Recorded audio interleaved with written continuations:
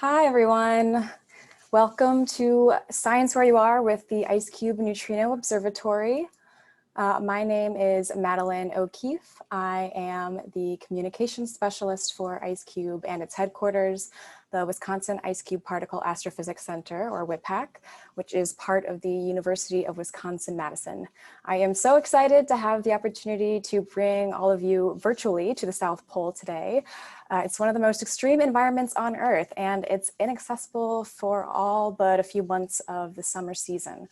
So today we have a three-part tour for you. First, science communicator Jocelyn will give an introduction to IceCube and the science we do through a pre-recorded video. Second, we will take you to the South Pole with our two scientists currently stationed there, John Hardin and Yuya Makino. Lastly, we will take you under the ice with a cool new augmented reality app. And at the end, there should be 10 to 15 minutes for a live Q&A. As a reminder, the session is being recorded for later viewing. You're allowed to take screenshots, but please do not record the session yourself. So let's start with the introduction from Jocelyn. This is a pre-recorded video about 12 minutes long. Unfortunately, there is some lag with Zoom screen share, so I'm working with the conference organizers to get the video links to you somehow. We do have a YouTube link that one of my coworkers is going to help putting it in the chat at the end of the video, so you can watch it without lag later on. Also, Jocelyn is here today as one of our panelists, so feel free to ask questions in the Q&A within the Zoom screen, and Jocelyn can either reply to them there or answer them live at the very end. I am also joined by Dr. Jim Madsen, Executive Director of WIPAC and IceCube's Associate Director of Education and Outreach. He can help answer any technical science questions. I'm still learning a lot about IceCube science myself, so he will definitely be a great resource for that. So without further ado, let's bring up the introduction with Jocelyn. Hello and welcome to Exploring the Cosmos from the South Pole Ice, a virtual tour through the IceCube Neutrino Observatory. My name is Jocelyn Argueta and I will be your first virtual tour guide for today's journey through the coolest astroparticle physics experiment on Earth. I am a science educator based in Los Angeles that uses the performing arts to communicate science, most recently through my live show for kids, Jari the Science Girl. I first heard about IceCube when I was selected as a Polar Trek educator to travel to the South Pole and help bring this amazing research to a broader audience, in English y en español. Now, you may be feeling a little bit like I did at the start of this adventure and wondering, first and foremost, what is IceCube? The IceCube Neutrino Observatory is probably the strangest telescope in the world. When I first read about it, I could barely believe that such an ambitious project was being successfully executed in one of the harshest climates. The project is maintained by the IceCube Collaboration, which is made up of 400 physicists, computer scientists, and engineers from 53 institutions in 12 different countries. The University of Wisconsin-Madison is the lead institution and headquarters of IceCube's maintenance and operations. The observatory itself is made up of 5,160 basketball-sized optical sensors, called digital optical modules, or DOMs for short. These are attached to 86 vertical cables, called strings, and are embedded in a cubic kilometer of ice at the South Pole. IceCube looks for signals from mysterious particles called neutrinos.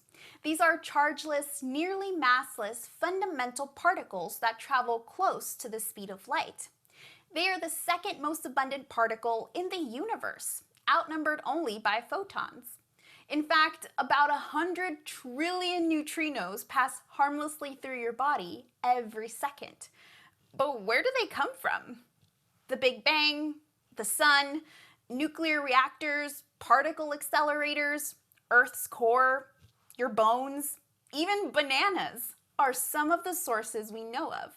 But IceCube is interested in astrophysical neutrinos, which are produced in some of the most violent and least understood events in the universe, Events like supernovas or neutron star mergers, and objects like active galactic nuclei or black holes are just a few possible sources of high-energy astrophysical neutrinos. Neutrinos are often referred to as ghost particles because they only interact through two of the four known forces, the weak force and gravity.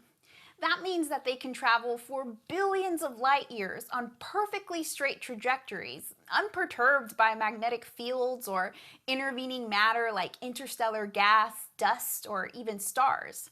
So if we see a neutrino on Earth and can determine its trajectory, we can trace a straight path all the way back to its origin, perhaps millions or billions of light years away. This makes neutrinos valuable cosmic messengers, allowing us to probe distant astrophysical events. Of course, the fact that neutrinos so rarely interact makes them extremely hard to detect. So how does IceCube do it? The higher a neutrino's energy, the more likely it is to interact with matter. Fortunately, IceCube is looking for very high-energy astrophysical neutrinos. When a neutrino gets close enough to an atomic nucleus, the weak force comes into play and an interaction happens. The neutrino basically bumps into the nucleus and produces a high-energy charged particle, like a muon or a tau. In the ice surrounding IceCube, this charged particle travels faster than the speed of light, since light is slower in the ice than it is in a vacuum, and produces a cone of radiation, like a sonic boom for light. This Cherenkov light triggers IceCube's in-ice DOMs, and when multiple DOMs are triggered in a short period, it becomes known as an event. Each DOM houses an extremely sensitive photomultiplier tube and mini-computers that relay data to the IceCube laboratory at the surface. IceCube collects a terabyte of data every day, predominantly signals from cosmic rays and neutrinos produced in the Earth's atmosphere. The most interesting data, about 10%, gets sent daily via satellite to our scientists all over the world for analysis. The very high-energy astrophysical neutrinos that we want to see are rare. IceCube detects only a few dozen of these a year, but they are well worth the wait. In 2017, IceCube had one of its biggest discoveries yet. We detected a neutrino coming from a blazar more than 5 billion light years away. Shortly afterward, the Fermi and MAGIC telescopes saw a gamma ray flare in the same spot on the sky. This blazar is the first known source of high-energy astrophysical neutrinos, and it resolved a century-old mystery. Where are the high-energy cosmic rays being produced?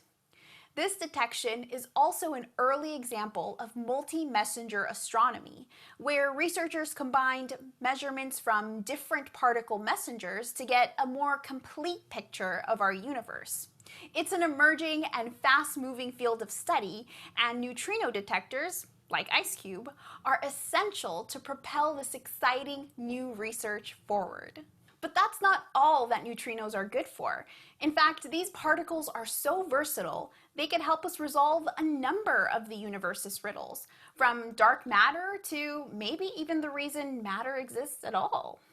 Yes, we can learn about all of this thanks to data collected by a detector frozen in ice at the bottom of the world.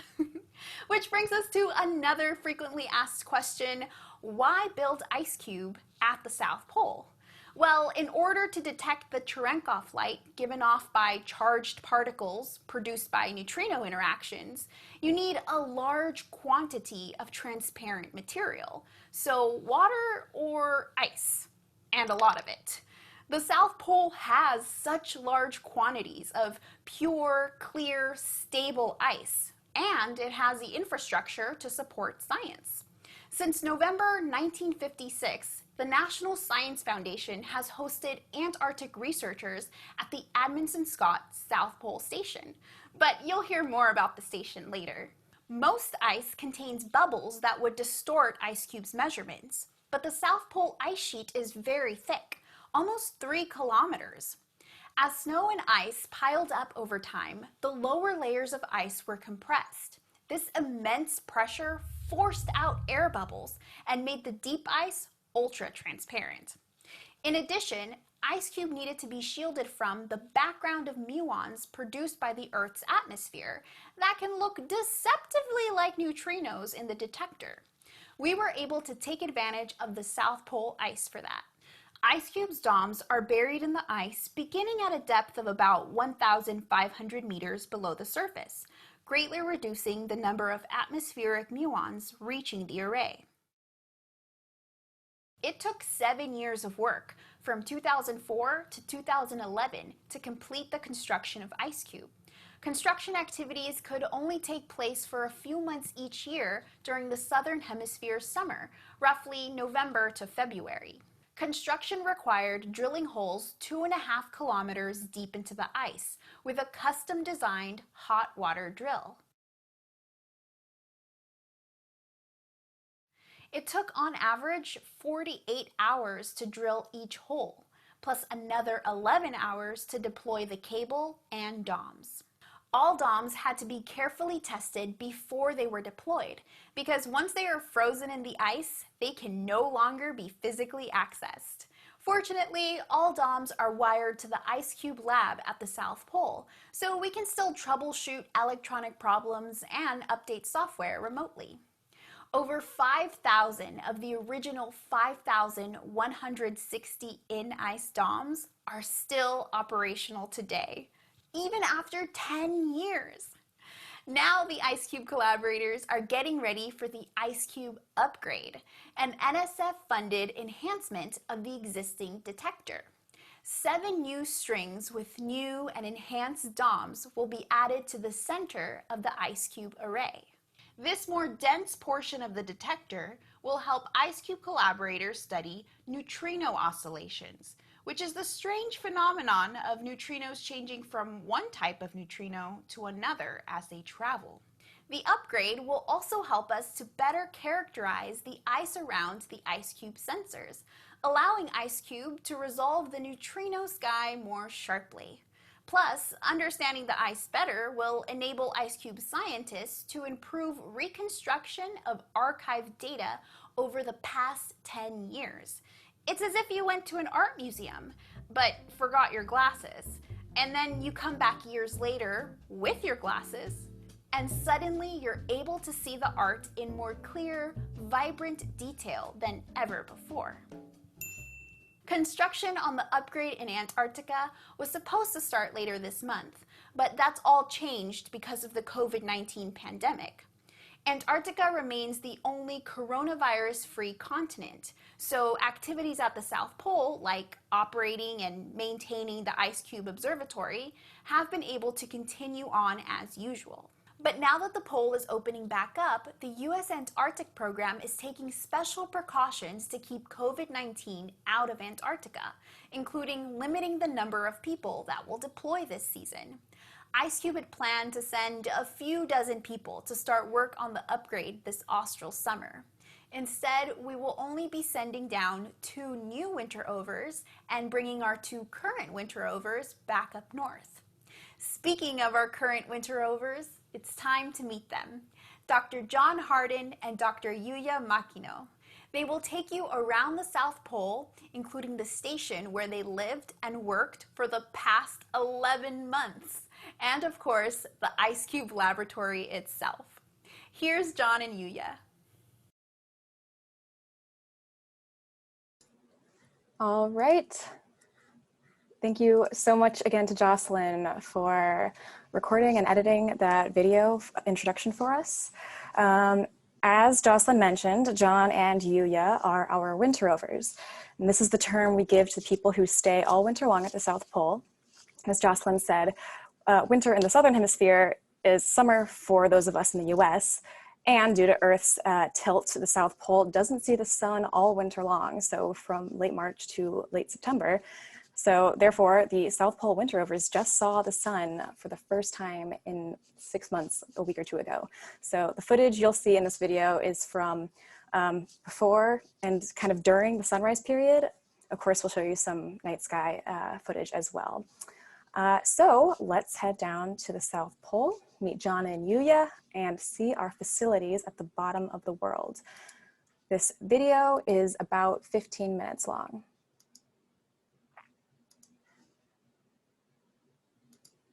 Hi, I'm John Harden. I'm Yuya. And we are IceCube's winter rovers. We've been living and working at the South Pole for the last 11 months to take care of IceCube and make sure it stays up and running. Hello, and welcome to the South Pole. What you're seeing here are the colors of our stunning sunrise, which happens just once per year. We're sorry we can't be with you live today, but due to how the satellite works, it is actually very difficult to stream consistently. In this shot, we've gone a little bit back in time. In the foreground, you can see the flags of the signatories to the Antarctic Treaty flapping in the wind, surrounding the ceremonial South Pole. The background, you can see the station, which we'll get to in just a minute. And even further back, you can see the moon, which looks a little bit yellow because the shot is so exposed, but it is the moon, I promise. You see here an aerial view of the station and surrounding area. The upper left is IceCube. To the right are our CMB telescopes, and there's the dark sector road leading out there, which crosses the skiway. Skiway is where the planes land. The station proper is at the end of that road. It's the E with 4 legs coming off of it. 3 of those legs are used for sleeping and berthing, one of which is the gym, and the long side of the E is where general station activities take place. Off to the right, out of frame, is our clean air sector, and near the front of the frame is the backyard, as we call it, which we use for logistics, storage, whatever you can think of. It's the biggest freezer in the world. We're going to get to see a little bit of the inside of the station now. What you're seeing here is the Galley, which is sort of a central gathering point for all kinds of people. And what you're seeing right now is actually Yuya and I getting ready to talk some stuff over and prep for our trip out to the ICL. The Galley is actually a wonderful place. The staff there serves us delicious food of huge variety, and there's always something to do and somebody to talk to there. In the summer, there are more than 150 people on station sometimes. In the winter, there are just 42. But the Galley always comes through and everybody gets a meal. And indeed, we even do special events for holidays and other things. It's actually really nice when you're down here and you're missing your family. Oh, and there are always cookies available, whenever you want. Which can be unfortunate. Sometimes they're a little bit too available. The Galley is ringed by windows, as you can see here, and anytime there's even a little bit of light outside, we have the covers off, and we can actually see the sun moving horizontally. It would move from the right to the left in this frame. When there isn't any light outside, we have aurora cameras up top of the station, and so we can't have any light spilling out onto the snow and interfering with that experiment, so we actually cover the windows. Other things in the Galley include this main table where we sit, and in the back you can see the Galley scroll, which tells us important things about the station. Right now it's telling us that the internet isn't currently up, but will be soon, and it can also tell us things like the temperature. And as you may have heard, it can get somewhat cold at the South Pole. We've decided what we want to do, and now it's time for us to gear up and get ready to head out for the day. To do that, we put on our ECW, or extreme cold weather gear. You can see we've already started with the iconic big reds, and we're putting on our balaclavas and hats and gloves and boots in order to minimize the risk of cold injury. The temperatures you saw there are no joke. You can get frostnip on exposed skin in less than 5 minutes.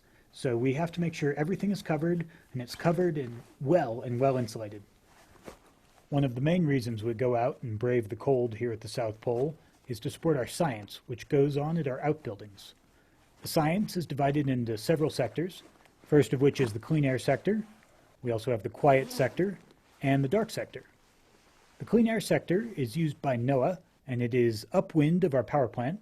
It has some of the cleanest and most well-mixed air on the continent and even the world.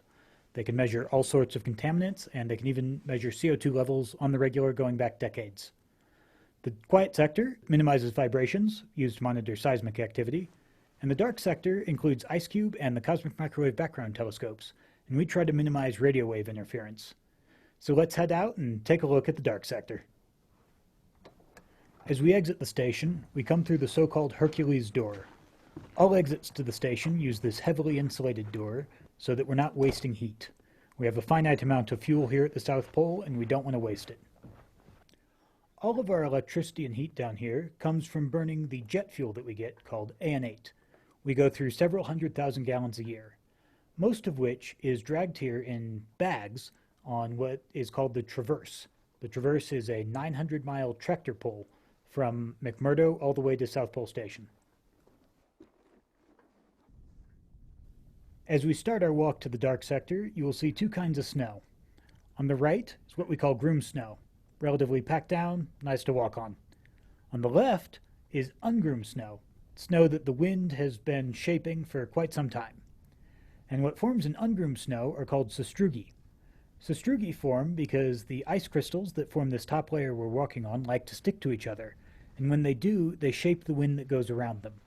So the interplay between the stickiness and the wind produces these curves and overhangs and nice features which are beautiful to look at and all kinds of fun to trip on when it's dark outside. As we walk out to the dark sector, we will cross the skiway where the planes land, and when we do, we will be on top of IceCube. To give you a sense of scale of this detector, the ICL over on the left there sits in the middle of it, whereas the cosmic microwave background telescopes on the right are just about 2/3 of the way to the edge of the detector. All in all, the footprint is around a square kilometer. Now don't worry, we're not going to be hurting anything. There's a mile of ice between us and the top of the sensitive part of the detector. Below that, it extends for another halfway to the ground. And seeing as we're almost 2 miles up here, that's an incredible amount of ice. But up here on top of the ice, as we saw earlier, it can get quite cold. It isn't just the raw temperature making things cold, although, that contributes, but the wind. The wind can really be worse, because what it can do is it can find any crack in your ECW, get in, blow around, and just make stuff cold. Usually it's the cheeks or the bridge of your nose or the brow that this is a problem for, and it's especially a problem when you have to walk directly into it. But it's also a problem because it will pick up the top layer of snow, and it will really reduce the visibility. And when the sun already isn't shining, then this is an extra problem. Now, in this, we have to walk about 2/3 of a mile from the station to the ICL, and this can take anywhere from 10 minutes on groomed snow on a bright summer day to 20 to 25 if it's bad visibility and we're climbing over sastrugi in the dark winter. Typically, we have to do this 2 to 3 times a week for general maintenance, but sometimes we have to walk out on incredibly short notice or even in the middle of the night if something went wrong at the ICL and it needs to be fixed immediately. Usually, we're just bringing ourselves out there, although also our cameras, typically. But occasionally, we have to bring a piece of hardware to or from for debugging or other sorts of fixing. If we have to do anything more substantial than that, which is pretty rare, we would like to use a vehicle, because if you have to carry anything heavy outside, you end up compressing your glove, which gets rid of the outer layer of insulation of air, which is a recipe to get cold fingers very, very quickly.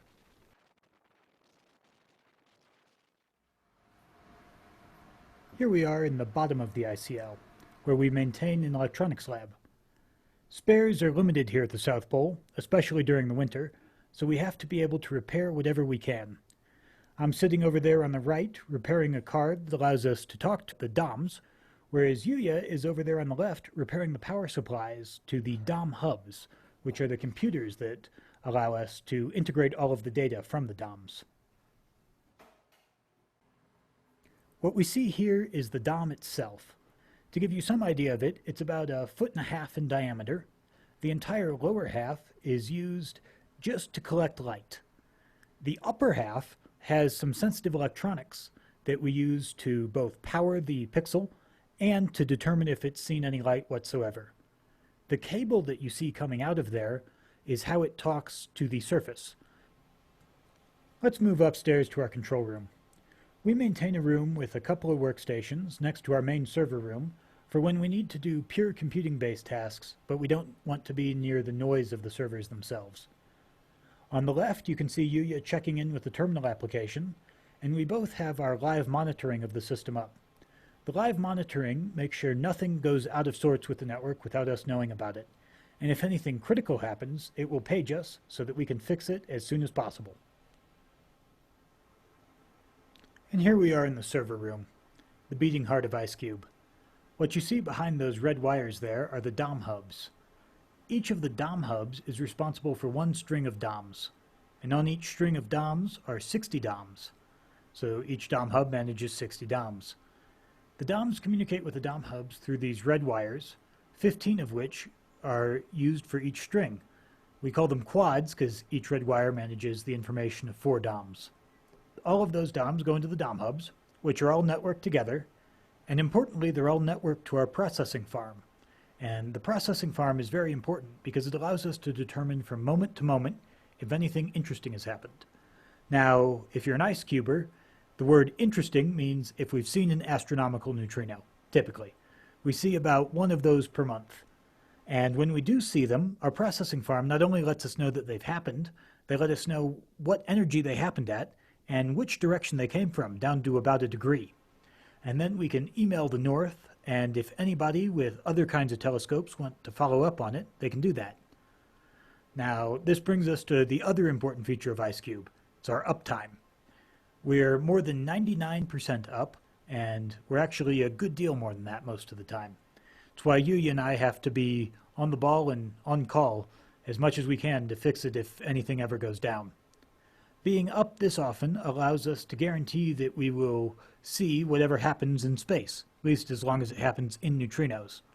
And one of the most interesting things that can happen in neutrinos is a supernova.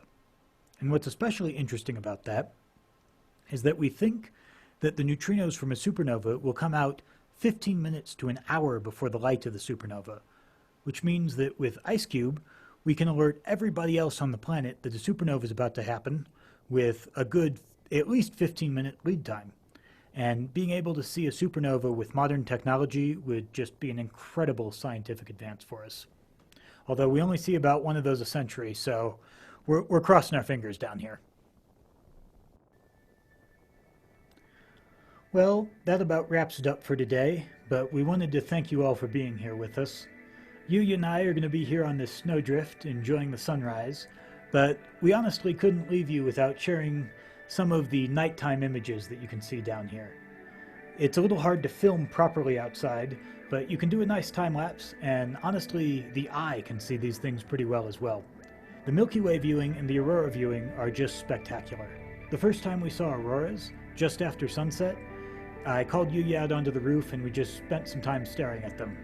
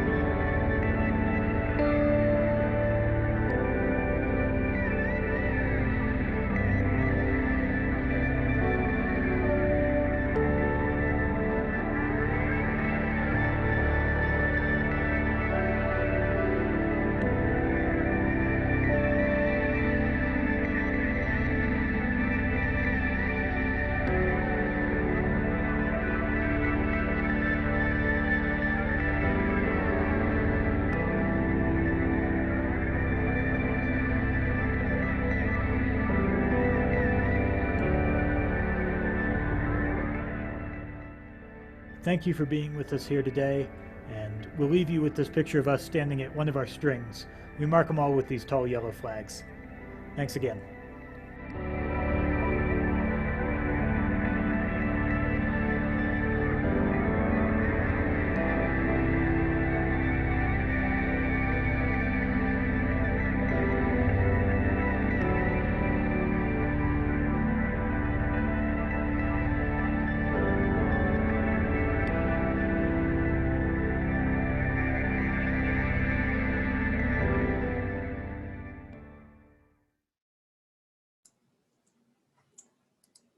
All right, so that was the South Pole. A huge thank you to John and Yuya for that amazing footage and the narration. They truly get some of the most beautiful photos, which you can also find on our social media. But as Jocelyn and John said, IceCube's over 5,000 DOMs are frozen a mile deep in the ice. So you saw a lot of what's on the surface of the ice at the South Pole, but no one can actually physically go into the ice to the DOMs. But thanks to a new augmented reality app developed by one of our collaborators, you can see what's happening in the detector from the comfort of your own home, classroom, office, or hometown. This was recently released, and today will be the official public release. So I am going to talk a bit about the development of that and the motivation behind it. So the app is called IceCube AR, or sometimes just Ice Bear. And this is work done by one of our collaborators, Dr. Lu, who could not be here today because of time differences, unfortunately. So this was not my work. I'm presenting on behalf of Dr. Lu. She's currently a postdoc at the International Center for Hadron Astrophysics at Chiba University in Japan. But we're really excited to be welcoming her to Madison in January 2021, when she'll be joining the faculty of WIPAC and UW-Madison. Of course, this was not a solo effort. Lou worked on this with her team here. These three other folks who are not IceCube collaborators, but we are still really grateful to have them. Their hard work helped bring this app to life, and you can reach all four of them at this email address that's up at the top here and also listed at the end. But if you have any comments, suggestions, questions, this is the email address you can reach all four of them at once. Now, this app has been in development for a little while, but it's become especially important because of the challenge of doing outreach during a pandemic. You can't have hands-on, face-to-face interactions, but you still want some sort of interaction. And that's where augmented reality or virtual reality can help. So the difference here with, in case you are not aware, virtual reality is a lot more immersive. You typically see these virtual reality headsets like goggles that go around your head. Sometimes you have hand sensors that you hold to interact with this totally virtual world that you're immersed in. But as you can imagine, that can get expensive. You need powerful machines, you need the special setup. Versus augmented reality, you can just use an app on your phone or tablet. And I will say though, if you happen to have a virtual reality setup, like an Oculus Rift, we at IceCube do have a game for it for free. You can check it out at this link. It was developed in partnership with the WIPAC and the Wisconsin Institutes for Discovery at UW-Madison. And here's a photo of us showcasing that VR game at one of our outreach events over a year ago. So check it out if you happen to have the means. Now, the IceCube AR app, this shows events, which Jocelyn described for us earlier. Here in the middle is a screenshot from the app. And over on the right is just an animation of an event happening. So as we said earlier, an event is the collection of sensors that light up in response to a passing charged particle. And this event view is a visual representation of what IceCube detects under the ice. This is not actually what you would see if you could look under the ice. They're not these colorful globes. It's a visual representation of the data. But what's cool about the Ice Bear app is it allows you to see this stuff in near real time. Because when a neutrino is detected at IceCube and the data gets sent all the way up to the north, if it's deemed interesting enough, it'll also send an alert not only to the astronomical observatories around the world, but now also to Ice Bear users. With the caveat that not all these neutrino candidate events turn out to actually be the high energy astrophysical neutrinos that we are hoping to see. They're just candidate events, but we can learn some things from the event view. The color and shape of the event tells us a little bit about it. The colors, the DOMs that light up are given these colors and they're more spherical. And the red color correlates with a DOM that was triggered earlier in time, whereas the green, blue indicates it was triggered later in the event. And then the size of the spheres correlates with the amount of light that was recorded, the amount of energy deposited at that DOM. Then using that shape, we can get this arrow that shows the approximate particle path. And if we trace the trajectory backward, we hope to find the source that produced the original neutrino. So as an example, this is one of our biggest discoveries that Jocelyn talked about. From 2017, we detected a neutrino event that we cleverly named IC 170922, which stands for IceCube 2017, September 22nd. The paper published in Nature in Science in 2018, we used this image on the lower left. It's purple and yellow. And then on the right is just another way of showing the same event, the same IC 170922 with different color map clearly. But these are 2D, 2D visualizations. Versus here is the same event in the IceBear app. Now this, it's still a 2D screen that you're looking at this with, but the app literally adds another dimension when you're using it on your own. You can look around, you can move around it. In this particular video, I did not move all the way around, but you can go in, you can zoom, you can scroll. And it's just another way of looking at real IceCube events as they happen. Another quick note about it, a lot of the events that I've shown you so far are considered track-like events. As you can tell, they kind of have a track shape. That is what our public alerts are for at the moment, is track-like, but IceCube also sees cascade events, which look more spherical. Here's an example. This is one that IceCube detected in 2012. Its name is Ernie, but we don't have real-time cascade alerts yet, but we're hoping to get them to IceBear soon. So I'm going to demo for you very quickly the app on my phone and show you a little bit about how it works. So I'm going to have to do a screen share with AirPlay. So give me one moment to get this connected.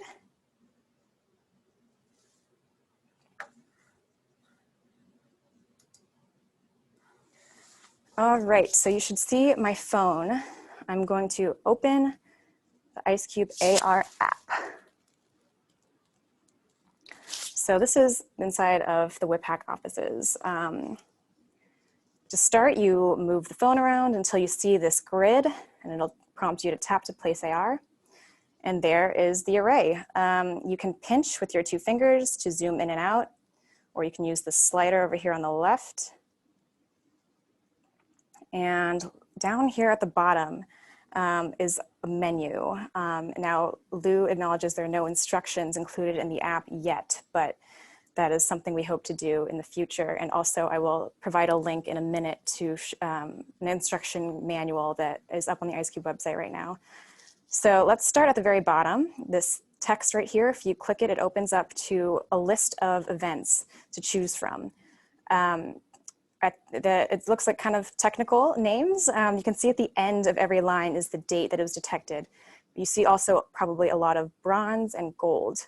Now that is the type of alert that was sent for the event. And the bronze alerts indicate that this candidate event has a 30% chance of being astrophysical, whereas the gold events have about a 50% probability of being astrophysical. So another caveat is that not all of these in here turned out to be neutrinos. Some of them turned out to be cosmic rays, but this is a list of many of our most recent events going back to April 2019. And up here at the top, you can see some of our most famous ones. For example, the one that I'm highlighting right now is the one from September 2017.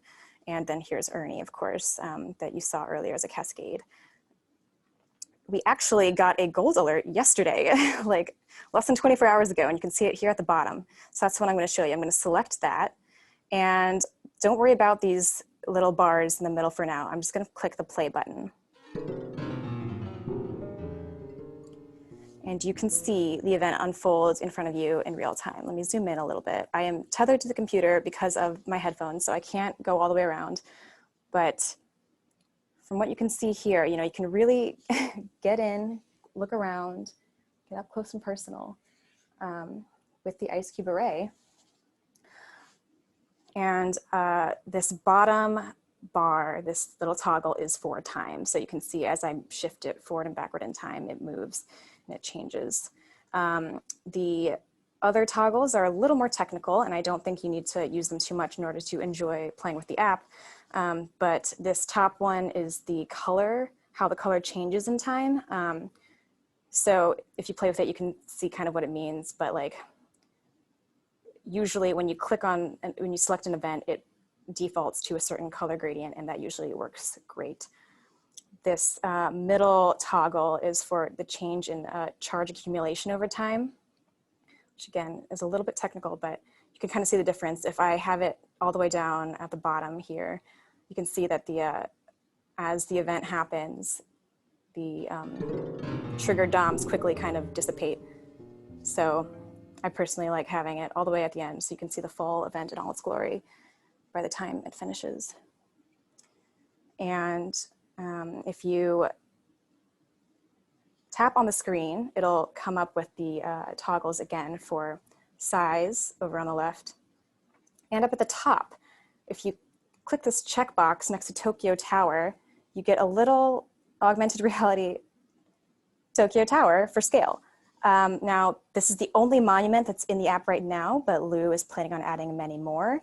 Eiffel Tower, Sears Tower. I'm from Chicago, so I'm partial to the Sears Tower. Things like that, so that people everywhere in the world can look at this and see the scale of the IceCube detector compared to something that they are familiar with. So look out for that coming later. The last cool feature that I'll show you is if you look up, you can see the Earth, and this green line shows the direction that we believe this neutrino came from and the way it reached the South Pole. And if you turn it all the way around, you know, it points to this point on the sky map. This is not, these are actually, these white dots aren't necessarily stars, they're gamma ray sources. And we think that that could be a possible source of neutrinos as well. So with that comes the disclaimer that you are not going to make any scientific discoveries using this app. This is purely for fun. There's a lot more that goes into the analysis behind the scenes, but we hope that you can enjoy playing with the app anyway. Oh, and the last thing I can tell you is that this little triangle jutting out the top of the menu is how you can collapse. And this cog in the corner brings you to a little more technical menu where you can change animation speed and other things with the charge, how many events you get.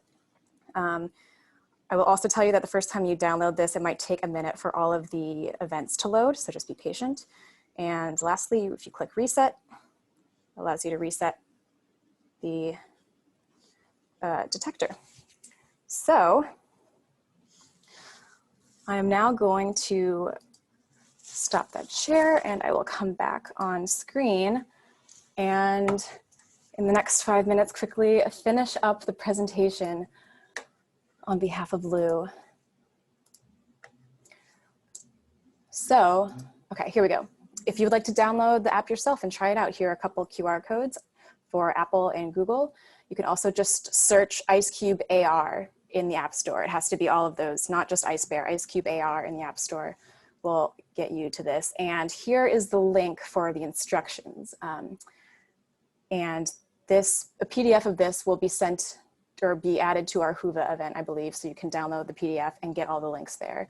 And then if you decide to use this and play with it, we would love to see a screenshot of an IceCube event happening in front of like a monument by your house. You can record a video of you dancing or your dog frolicking with an IceCube event there. So be creative, celebrate neutrinos arriving at the South Pole from outside our galaxy and now also in your living room. If you do feel inclined to share with us on social media, you can use the hashtag IceCubeAR. The capitalizations don't really matter because they're done a couple different ways, but IceCubeAR all together, and we'd love to see what you do. So that concludes the app portion. To kind of wrap up everything that you saw, I want to share quick few resources. Our website for IceCube and Webpack. If you would like to read more about life at the pole, just kind of everyday life, one of our team members writes up these Life at the Pole blogs every week based on the reports from our winter rovers that they send us every week. So you can see photos and a lot more content from them at that link. You can also see a couple webcasts that we did with John and Yuya at the South Pole a few months ago at the start of quarantining. And we have the South Pole Call Kids Edition, where Jocelyn came as a special guest as her Jargy the Science Girl character. So it's great for younger audiences. But we also have these webcasts from April 29th and May 6th linked here that anyone can be interested in. And we also have a full tour of the South Pole Station by our 2016 Polar Trek educator, Kate Miller. So she had the same position as Jocelyn, but a few years ago, and she did a much more thorough tour of the South Pole Station. So that is also linked. And here is a huge plug zone. Again, this will be linked in the Hova app, I believe, as a PDF. But these are our social media handles for all of us, email addresses, contact information. Again, if you have any questions or suggestions about the IceCube AR app, that email is at the very bottom to reach all 4 of the people working on it. And please, yes, let us know what you thought. Let us know how you like the app. With that, I think we can start the Q&A. I'm going to leave this up for a minute, but yeah, if you have any questions, you can raise your hand and one of us can unmute you, or we can go into the Q&A box if anyone has questions there.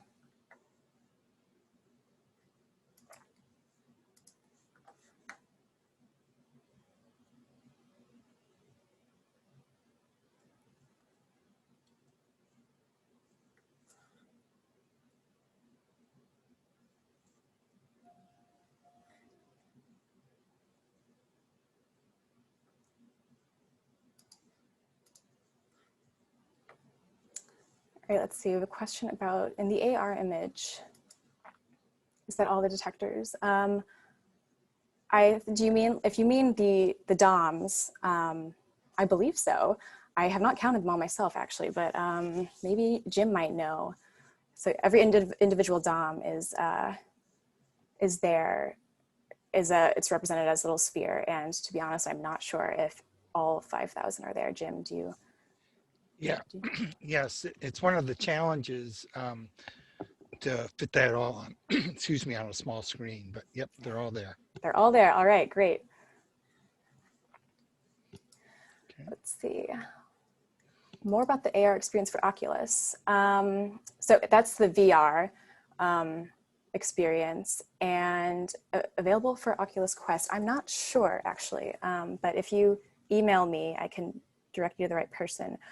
So yeah, the VR experience it's a game actually. It takes about 5 minutes to go through. You put on the goggles and you start at the South Pole, you learn a little bit about IceCube, and then it takes you out in space and you try and find the source of the neutrinos that IceCube just detected. And it is kind of geared toward a younger audience. Well, it's also kind of challenging because of the way that the way you navigate the world can be challenging for very young people, but you shoot me an email and I can figure out the Oculus Quest stuff because that is not my expertise. But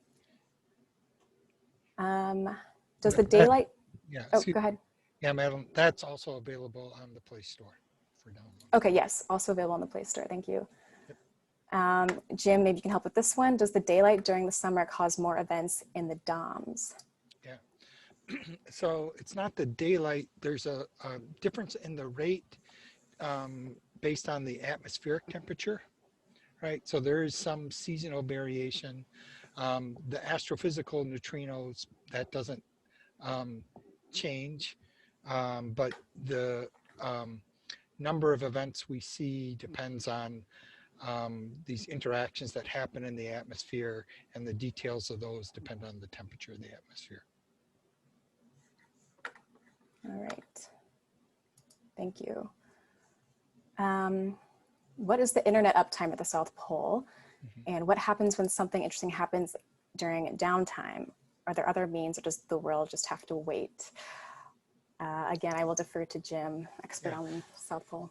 So we have the ability for older people like me, you'll know what this means, kind of like a very slow modem from the old days, where we can get out basically the equivalent of a text message at any time. So no matter when an astrophysical neutrino is seen, we can get a short message out, but there's only maybe 3 to 4 hours a day when there's higher bandwidth satellite visibility, right? And so it's during those times when the 10% of the data that we want to get north is sent. So we don't have to wait per se. We have to wait for the large batches of data to come back. But if there's something interesting that's been developed, we can get a quick message out immediately. Usually it's quite remarkable. Within 60 seconds of when that event happened in the ice, we can have a message around the world. So. Yes. Let's see. So, okay, good question. How can you determine whether or not an event detected actually comes from space? What's the criteria? And again, I'll go to Jim, but I believe it has to do with the energy. Yeah, so there's a few ways that we can try to distinguish. You know, one neutrino looks exactly like any other neutrino. So by itself, there wouldn't be a way if you said, here's an event, did it come from outer space or not? The neutrinos, the majority of the neutrinos we've seen as described are created when cosmic rays hit the Earth's atmosphere. That produces a shower of secondary particles, one of which is a neutrino. But there's an upper limit to the energy of the neutrinos that can be produced by those types of interactions. So if the energy is above that limit, we become more and more sure that it was created in outer space outside the Earth's atmosphere versus from a cosmic ray interaction. Then the other types of things we can do is we can look for clusters coming from one direction. The cosmic rays would be equally distributed, roughly, around from all directions. So if we start to see a bunching of neutrinos coming from one spot in the sky, that would also indicate that they're astrophysical. And then the neutrinos come in 3 different types. And so it turns out that a higher energy tau neutrino also is highly unlikely to be created in the Earth's atmosphere. So there's some technical ways to do that, but we're able to make a pretty good determination of its origin. It gets harder the lower the energy. Yes. We only have a few minutes left, but we can try and get through a few of these. Why do neutrinos come from space so rarely? And I believe the answer here is that they're coming all the time. It's just a matter of detecting them. Jim, if you have any elaboration. Yeah, so just quickly, there's 2 factors. They are not rare, right? They are just difficult to detect. As we talked about, most abundant particle by far in the universe, aside from light. And so, but the lower the energy, the harder they are to detect, and the higher the energy, the fewer of them there are. So that's why even when it was first proposed in 1960, it was estimated you would need a cubic kilometer detector to do this type of work. Yeah. And how long do the events last? And the events last for about a microsecond. Right? Yeah. So they're basically the speed of light, 1 kilometer divided by the speed of light tells you how long it takes, right? So, yeah. Yeah, so the app is not to scale at all, especially with the time. Yeah, exactly. Yeah. Let's see any more quick ones that we can do. The connection of neutrinos with the search for dark matter. That's a good one. Okay. Yeah, so quickly, what you do is you look for an excess of neutrinos from spots where you think dark matter would be collecting. So that could be like gravitationally trapped in the Earth or in the sun or in our galaxy, and of a characteristic energy.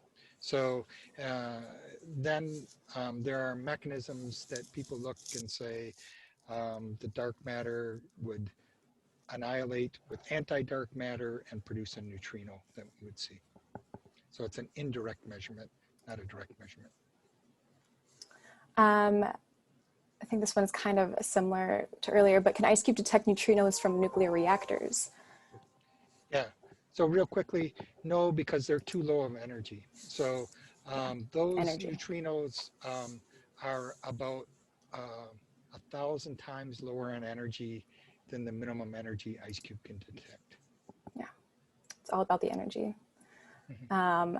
How many other neutrino observatories are currently in use, and do we work with all of them? Yeah, so there's a smaller, much smaller neutrino experiment in the French Riviera called Antares. There's a even smaller one in a lake in Russia, Lake Baikal. And then there's other neutrino experiments, but they aren't able to determine direction, right? And so, well, for these very high energy events anyhow. And so, yes, we publish jointly with both those experiments to take best advantage of our the sensitivities of the different experiments. All right, and I think we have time for just about one more. So let's go with John mentioning blocking the windows for the Aurora camera. Is that a science investigation or just for the lovely footage? No, those are science investigations. There's still a lot of interesting things to learn about auroras. I'll try to run quickly through a couple of other questions. Sure. You know, and because the one from Rosalind is really interesting. How do IceCube alert scientists for looking for sources up north? The easiest way for us to tell it's a neutrino is by looking up through the Earth. It's the craziest thing, right? But only neutrinos can make it through the Earth. So if we have an event that looks like it started inside the Earth and went out, we know for sure that's a neutrino. So we actually have higher sensitivity, but we found some tricks so we can look in the southern hemisphere as well. And the question, Rachel, about the difference between neutrinos and gamma rays and other events, that one's a bit more subtle. So maybe you, it doesn't have to do with the speed, but maybe you could email me and I can answer that one. And then the questions on the DOMs failing. The overwhelming majority had issues on the freeze-in, some trauma from there. And then we lose on the average less than, like in the last few years, less than one a year. And so those are one-ofs, not any particular thing we could point to say, here's an issue that we could address. Okay. All right, thank you so much, Jim. And thank you to everyone who joined us today. A huge thank you to CASW and ScienceWriters 2020. Thank you to Sylvia and Ross for helping with the preparation of this. Thank you to the National Science Foundation for funding IceCube. And of course, I would like to thank my team, Jim, Lindsay, and Jocelyn for being here, for Jean and Alan's help in the background, and Dennis, of course, for his IT help. So a huge thank you to all of you. If you have any more questions, I believe you can still leave them in the Whova app, and we can find the appropriate person to answer that for you. You can email me, and the slides should be available after this. And you can also contact us on Whova. I am there and Jocelyn is there. And if you'd like to contact anyone else that we talked about who's not necessarily on Whova, let us know and we can put you in touch. So thank you so much to everyone for coming. I really appreciate it. I hope you are inspired to learn more about IceCube. Thanks so much and enjoy the rest of the conference.